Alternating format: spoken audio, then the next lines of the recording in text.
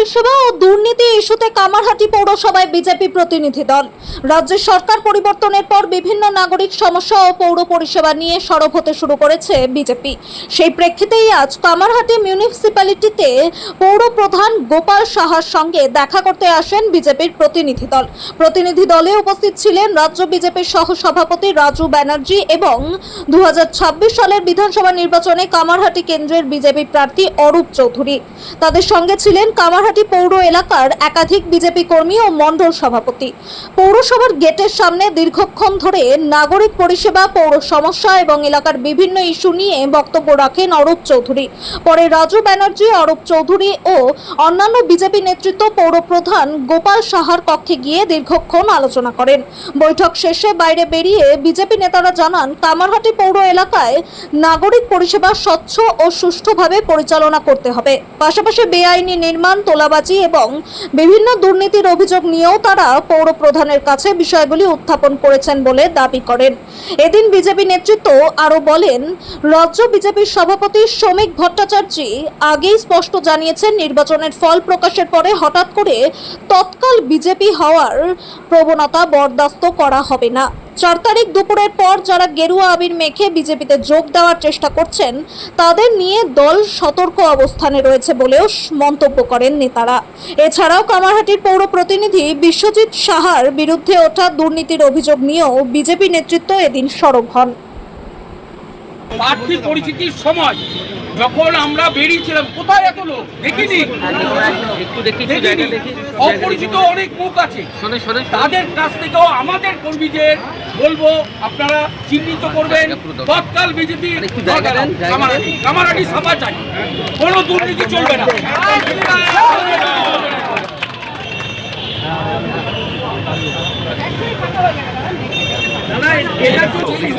দাদা, মিউনিসিপালিটি গেটে ভিড় করছেন কেন এত?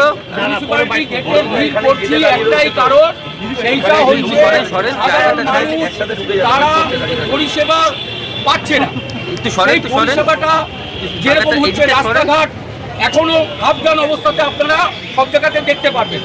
পানীয় জলের সমস্যা, আমরা চেয়ারম্যানকে অবগত করতে এসেছি যে পৌরসভা চলবে পৌরসভার মতন, সেইখানে যেরকম চলছিল সেরকম সাধারণ মানুষ যেন আরো বেশি পরিষেবা পায়, সেইটার দিকে নজর দেওয়া আমাদের কাজ।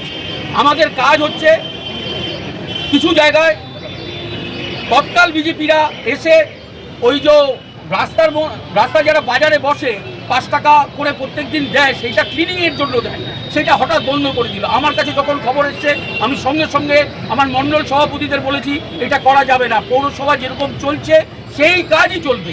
পৌরসভার কাজ মানুষকে পরিষেবা দেওয়া, সেইটা বন্ধ রেখেছিল। বন্ধ রেখেছিল কারা? কাউন্সিলররা। সেটাকে চালু করতে হবে। আর 2 নম্বরই কামারহাটিতে কোনো কিছু চলবে না। আর সব থেকে বড় বার্তা আবারও বলবো, 4 তারিখের 1টার পরে স্বঘোষিত যারা ফ্ল্যাগ লাগিয়ে গেরুয়া টিপ কেটে নিজেকে জাস্টিফাই করতে চাইছেন যে আমি বিজেপি, তারা তৎকাল বিজেপি নট অ্যালাউড।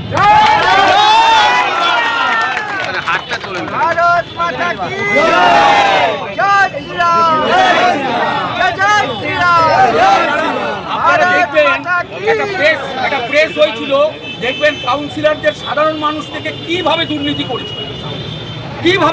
করেছে। এইটা শুধু একটা কাউন্সিলর নয়, সব কটা কাউন্সিলর, সব কটা চোখ। সেই জন্য শুদ্ধিকরণ দরকার। আর বিজেপি একটা পার্টি, মাথায় রাখবেন যে যেরকমভাবে তৃণমূল চলছিল, যারা ওই তৎকাল ভাবছে তারা জানে না বিজেপিটা কি। তাদের জানতে হবে এখানে বুথ সভাপতির দাম আছে। তারা ভাবছে কাউকে ধরে নেবে, নেতা ধরতে যাবে, চলবে না। যেটা বলেছে, আমাদের কিছু বক্তব্য আছে, সেই বক্তব্যটাকে রাস্তাঘাট ইত্যাদি ইত্যাদি, আর কিছু আছে যে আপনার কাছে আমরা লিখিত দেব। অনিয়ম কিছু হয়েছে, অনিয়ম কিছু হচ্ছে, সেটা লিখিত দেব। আমি বলেছি লিখিত দেবেন, আমি যথাযোগ্য ব্যবস্থা নেব। আর রাস্তাঘাট আমি একেবারেই করছি যে রাস্তাঘাট অনেক জায়গায় সমস্যা হয়ে আছে, গেম নিয়ে কাজ করেছি, আমরা করেছি, ইত্যাদি করেছি।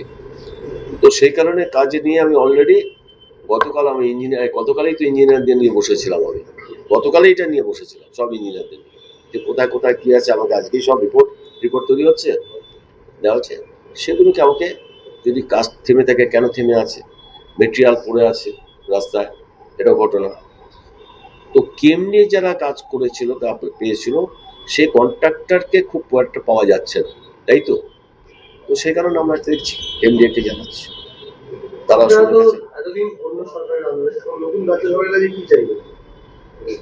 আমাদের চাওয়ার কথা কি, পৌরসভার ক্ষেত্রে আমাদের যেটুকু চাওয়া পাওয়া সেটা একই হবে, নতুন করে তো কিছু হবে না। আমাদের অর্থ যদি প্রয়োজনে অর্থ দিতে হবে, কোনো প্রজেক্ট করতে গেলে সে প্রজেক্ট রেডি করতে হবে। না, আমি কোনো আর্জি জানাইনি, কারণ আমার আর্জি জানাবার মতো এখন কোনো রকম কোনো ঘটনা ঘটেনি।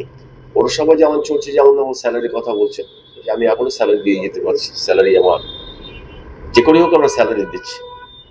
অন্য মিউনিসিপ্যালিটির কথা বলেছিলেন, আমাদের তার কি হচ্ছে আমি জানি না, কিন্তু আমাদের স্যালারিটা আমরা প্রতি মাসেই সর্বস্তরের সহকর্মীকেই স্যালারি দিচ্ছি। বিভিন্ন প্রকল্পে দুর্নীতি হয়েছে, ব্যাংক নির্মাণ কাউন্সিলরের জড়িত এই নিয়ে না, আমার সঙ্গে এই ব্যাপারে কথা আমাদের আপনার পুরসভাতে আছে, আমার কাছে কোনো কথাই বলেনি। আপনার এরকম কি আপনার পুরসভাতে কিছু আছে যে আমার জানা নেই, আমি জানি তো বললাম যে আমাকে জানালে পরে আমি তার ব্যবস্থা গ্রহণ করবো, কিন্তু মুখে মুখে কেউ যদি বলে তার ব্যবস্থা তো কিছু নেওয়া যায় না। যারা বলতে এসেছিলেন তারা এই ধরনের কিছু বলেনি, যদি বলেছেন যে আমরা যেটা বলবো সেটা লিখিত বলবো। লিখিত আকারে না মৌখিক আলোচনা? আজকে তো মৌখিক আলোচনা হয়েছে যে অভিযোগ করলেন বাইরে বিভিন্ন প্রকল্পে দুর্নীতি, কিন্তু আমার সামনে কোনো কথা হয়নি। আমার সামনে কথা হলো, আমি বলবো যে আমার এখনো জানা নেই, যদি আমাকে জানিয়ে দেয় তাহলে আমার সুবিধা হবে অ্যাকশন নিতে। পুরো নিয়োগে দুর্নীতি হয়েছে, বাইরের লোক একটুকু দুর্নীতি হয়নি, এ তো একটা চলছে, চলন কথা চলছে। কোথাও কোথাও হয়তো দুর্নীতি হয়েছে, আবার কোথাও কোথাও হয়নি। তো সবটাকে তো একসঙ্গে কথা বললে হবে না। আমি বুক বাজিয়ে বলতে পারি আমার পৌরসভা দুর্নীতি এখানে হয়নি, 100% হয়নি।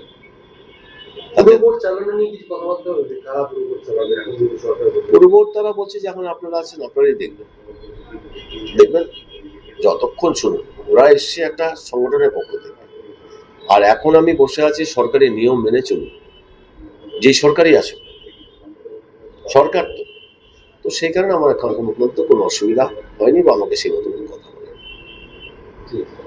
দেখুন, আমরা মূলত কয়েকটি বিষয় নিয়ে আজকে চেয়ারম্যানের সময় চেয়েছিলাম, আর সেখানে আমরা স্পষ্ট ভাষায় জানিয়েছি যে কামারহাটি মিউনিসিপ্যালিটি অর্থাৎ 1 থেকে 35 নম্বর ওয়ার্ডে সব পুরো পরিষেবা বন্ধ রয়েছে।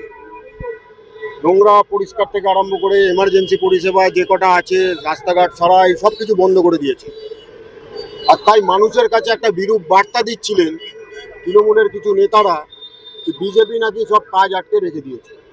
আমরা তাই চেয়ারম্যানের কাছে দাবি করেছি, যা যা এমার্জেন্সি বেসিস কাজ যেরামভাবে করতেন তার থেকে আরও ত্বরান্বিত করতে হবে, আরও দ্রুত গতিতে সেই কাজগুলো করতে হবে। বিষয় হচ্ছে 1। 2, যে সমস্ত ইললিগেল কাজ হতো, বেআইনি কাজ যেগুলো হতো, সেগুলো আমরা জানিয়েছি ওনাকে, উনিও জানেন যে কি কি বেআইনি কাজ চলছিল। সেই বেআইনি কাজগুলো করতে দেওয়া যাবে না, অবিলম্বে বন্ধ করতে হবে। বলছি বেআইনি কাজ হতো সেগুলো বন্ধ করতে হবে। যদি আপনারা বন্ধ না করেন, আমরা তো রিটেন কমপ্লেন জনগণই করবে, তারপরে প্রশাসন তার ব্যবস্থা নেবে। এই বিষয়টা ছিল। 3 নম্বর বিষয় হচ্ছে রাস্তাঘাট বহু জায়গায় এখনো অর্ধেক ফেলে রেখে চলে গেছে, কারণ এদের ভোটের আগে মনে পড়ে রাস্তা করতে হবে, ভোটের আগে উন্নয়ন মনে পড়ে, আর যেই ভোট চলে যায় তারপর পালিয়ে যায়। এখন কন্ট্রাক্টররা টাকা পেয়েছে কি পায়নি আমরা তো এখন বিশদে জানি না, আর কন্ট্রাক্টরের সাথে কি কন্ট্রাক্ট হয়েছে, কত টাকার কন্ট্রাক্ট হয়েছে, কত টাকা কাটমানি খেয়েছে, সেটাও আমরা এখন জানি না। আগামী দিন খুলাসা হবে। তাই আমরা বলেছি আমরা ওইসব শুনতে চাই না, আপনারা মানুষের অসুবিধা করতে পারবেন না। ইমিডিয়েট যেখানে যে আন্ডার কনস্ট্রাকশন রোড রয়েছে আপনারা ইমিডিয়েট আপনারা সেগুলোকে তৈরি করুন, যেখানে রিপেয়ার আছে রিপেয়ার করুন। 3 হচ্ছে জলের বিষয় একটা আছে, বহু মানুষ বিশুদ্ধ পানীয় জল পাচ্ছে না, সেই ব্যবস্থা করুন। কারণ এখানে প্রধানমন্ত্রী নরেন্দ্র মোদী যে হর ঘর নল, অর্থাৎ প্রত্যেক ঘরে নল, আর তার থেকে শুদ্ধ পানীয় প্রতিশ্রুতি জল মমতা ব্যানার্জি তো আটকে রেখেছিলেন, এবার আর আটকানো যাবে না। তার সাথে বিধবা ভাতা, বার্ধক্য ভাতা নিয়ে যে বেআইনি কাজ হয়েছে তার লিস্ট চেয়েছি আমরা, যে কারা কারা বিধবা ভাতা পায়, বার্ধক্য ভাতা পায়। সেখানে দেখবেন হয়তো তৃণমূলের সব কোটিপতি নেতা তাদের আত্মীয় স্বজনরা পাচ্ছে, আর যারা প্রকৃত গরিব তারা হয়তো পাচ্ছেন না। এরকম বহু জিনিস নিয়ে চর্চা হয়েছে। আগামী দিন আমরা আমাদের যে মণ্ডল আছে, দুটো 1 থেকে 35 যে আমাদের ওয়ার্ড আছে, সমস্ত ওয়ার্ডের বিষয় নিয়ে আগামী দিনে বিস্তারিতভাবে লিখিত আকারে মানুষের যে চাহিদা আর আমাদের যা আমরা দেখতে পাচ্ছি যেখানে খামতি আছে সেইগুলো আমরা ওনাকে জানাতে দেবো।